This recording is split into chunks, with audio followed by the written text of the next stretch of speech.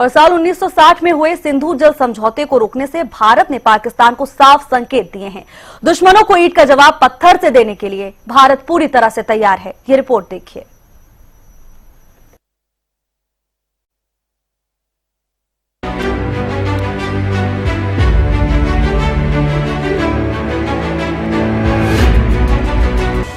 क्या है सिंधु जल समझौता?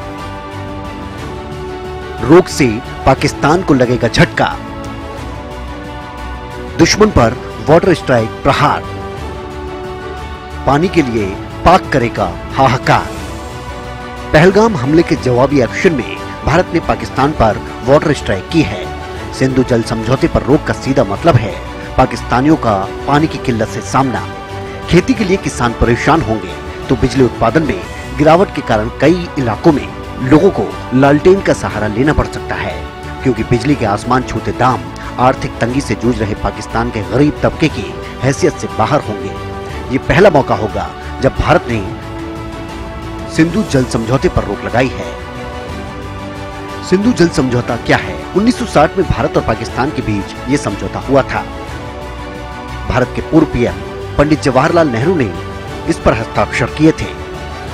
पाकिस्तान के पूर्व राष्ट्रपति अयूब खान के साथ ये समझौता हुआ था। सिंधु बेसिन से बहने वाली 6 नदियों को पूर्वी और पश्चिमी हिस्से में बांटा गया था। समझौते के मुताबिक ब्यास, रावी और सतलुज को पूर्वी नदियां माना गया। पूर्वी नदियों का पानी भारत के उपयोग के लिए तय हुआ। सिंधु, चेनाब और झेलम को पश्चिमी नदियां माना गया। पश्चिमी नदियों का पानी पाकिस्तान के लिए तय किया गया। पश्चिमी हिस्से की नदियों का 20% पानी रोकने की पावर भारत को दी गई। दुनिया के नक्शे से आतंक को मिटाने के लिए भारत सरकार का ये फैसला एक बड़ा वेपन है। सिंधु जल संधि के तहत पाकिस्तान को सिंधु, झेलम और चिनाब नदियों का 80% पानी मिलता है, जो उसकी कृषि और अर्थव्यवस्था की रीढ़ है। पाकिस्तान में 47 मिलियन एकड़ से अधिक भूमि की सिंचाई इन नदियों पर निर्भर है।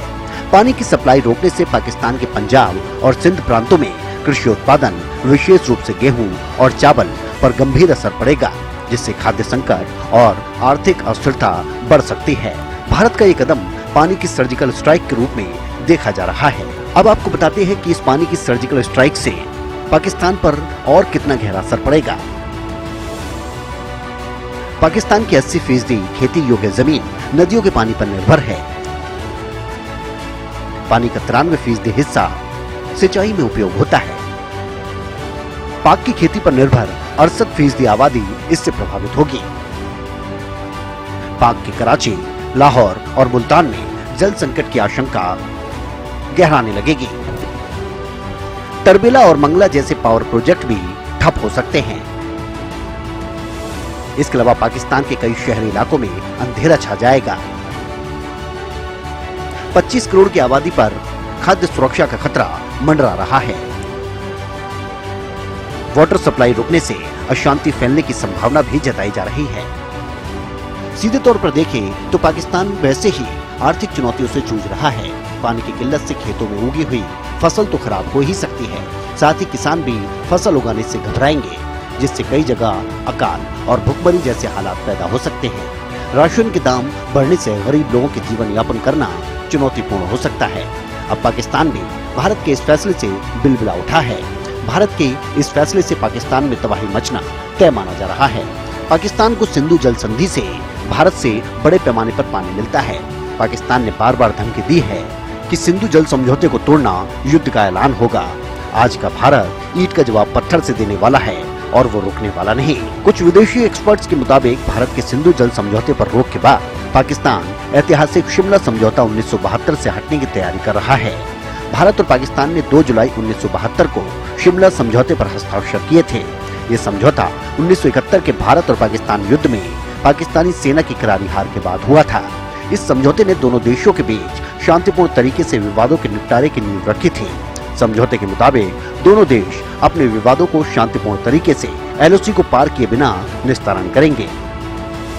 सिंधु नदी के बारे में भी आपको थोड़ी जानकारी दे देते हैं। सिंधु नदी 11,65,000 वर्ग किलोमीटर क्षेत्रफल में फैली हुई है। इसमें पाकिस्तान का 47% हिस्सा है तो भारत का 39% हिस्सा, इसके अलावा अफगानिस्तान का 6% हिस्सा है तो वहीं चीन का 8% हिस्सा। सिंधु जल संधि पर रोक से भारत को भी नुकसान हो सकता है। जैसे ही भारत ने पाकिस्तान की ओर जाने वाला पानी रोका तो 3 बड़े सवालों का सामना भारत को करना पड़ सकता है, जैसे कि अंतर्राष्ट्रीय स्तर पर जवाबदेही, बाढ़ की आशंका, जल समझौते में दिक्कत। जाहिर सी बात है कि